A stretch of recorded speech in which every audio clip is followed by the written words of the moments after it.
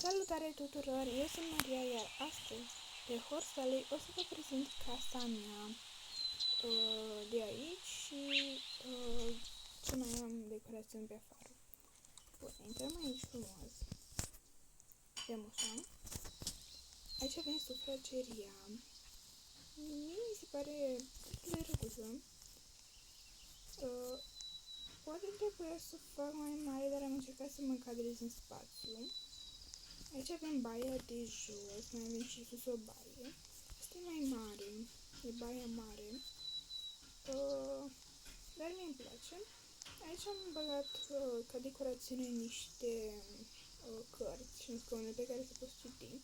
Și zona de mese, un șemineu frumos unde să te poți încălzi și când vine moșul să poți să pui ghituțele și știți voi. Un televizor, mult spus televizor, bucătăria, raționată. Aici avem un mini hall, să zicem așa, și avem aici o cameră pentru oaspeți. Are cam tot ce-i trebuie, are televizor, între ghilimele, pat, birou, cărți, are și masă de călcat, baia are după camera asta e baia. Deci eu zic că e ok. Bun, iar aici avem camera de fitness. Să zicem așa, avem banii de alergat. Aici o să mai vină banii de alergat. Dar că nu e chiar gata. De astea de yoga și cam atât. Asta e o cameră mai simplă. N-am vrut să încarc foarte mult. Iar acum mergem la etaj. Aici avem două dormitoare. Acesta este dormitorul Ionei. Pat, birou, ăsta cu cărți, plușuri. Da, nu e mare lucru. Și avem frumos un tablou. Iar aici avem camera mea. Pat. Patul să trebuia să fie gri, de ce alb. Birou, pluș. De asta cărți, iar aici avem baia de sus, care e mai mică, nu e așa de tată cum e cea de jos, dar mi-mi plac amândouă, să ziceți în comentarii care baie vă place mai mult. Iar acum o să vă prezint caii mei. Aici o avem pe Serafina, este o combinație de Clydesdale, varianta nouă, cu un paint horse. Și mie îmi place super mult. E primită de la Ioana. Bun, aici le avem pe Mistral, unde avem să făcut și noapte. E armăsarul meu preferat. E primit tot de la Ioana. Îmi place foarte mult că are un picior alb și restul sunt negre. Nu știu exact ce combinație, dar știu că e de Mustang cu încă ceva, dar nu știu cu ce. Hai să trecem mai departe. Aici o avem pe Luna. După cum vedeți, Luna este o combinație dintre Serafina și Mistral. Este una dintre combinații, pentru că sunt 3 combinații posibile. Asta.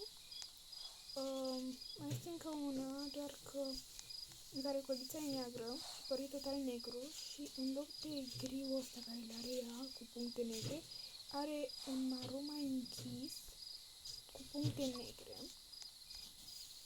Și înainte de Luna îl aveam pe Oreo, care era exact ca Luna și mi-aș fi plăcut să fie băiat, dar a trebuit să-l dau pentru coada asta și mi-a părut rău. Și când am dat, așa că am mai făcut unul. Mi-a picat varianta asta de vanso cu maro cu puncte negre. După a picat exact ca Mistral, doar că diferențiau picioarele. Și apoi a picat Luna. Costă mult, costă 24.000 și ceva. Deci mi se pare destul de scump ca să faci un mânz. Aici îl avem pe Furia Nopții, zic eu. Înainte se chemea Black Beauty, probabil știți filmul. Dacă nu, uitați-vă pe internet că e acolo. Black Beauty e un film cu un cal negru, pur sânge, ăsta e un frizian. Și avem mai multe nume, Windstorm și altele. Mie mi-a plăcut Furia Nopții din filmul, cum se numește, de dragon, era așa părasă, era un dragon complet negru. Mi-a plăcut foarte mult ideea de nume și am că îl pun. E un frizian. Problema la frizian are și avantaje, dar și dezavantaje. Un avantaj este că este printre cai rapizi, cai de curse și dacă le la level max, foarte ușor ajungi unde vrei, mai ales dintr-un capăt înalt al hărții. Dar alte dezavantaje că nu poți să-l împerechezi cu orice cal. Sunt foarte mulți cai pe care dacă îi împerechezi cu un frizian, ți este incompatibil. Adică nu poți să împerechezi cu acei cai. Cu acei cai sunt incompatibili. Pur și simplu nu poți să facă pui împreună cu acea iapă. Bun, să trecem mai departe. Aici le avem pe Noodle. Este un paint horse. Nu are încă levelele la maxim, are doar strength și agility, pentru că numai ce am început să-l antrenez. Dar mie îmi place și abia aștept să-l am la level maxim, ca să pot să o combin cu Mira, pe care o să o vedeți chiar acum. Ea e Mira, este tot de la Ioana, am primit-o când am început să mă joc și este iapa mea preferată. Îmi place foarte mult, merge destul de repede și da, e drăguță. Deci și vă dacă vă place. Nu prea am ce să vă mai arăt. Cam așa arată aici unde e locul cailor, iar grădina... Aici avem un fel... Ar trebui să fie o parcare, dar nu prea e funcțională.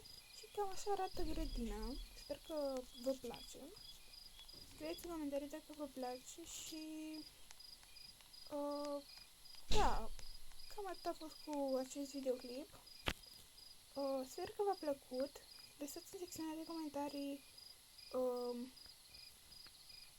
ce jocuri vreți să mai jucăm pe Roblox. Eu am fost Maria, pa, pa!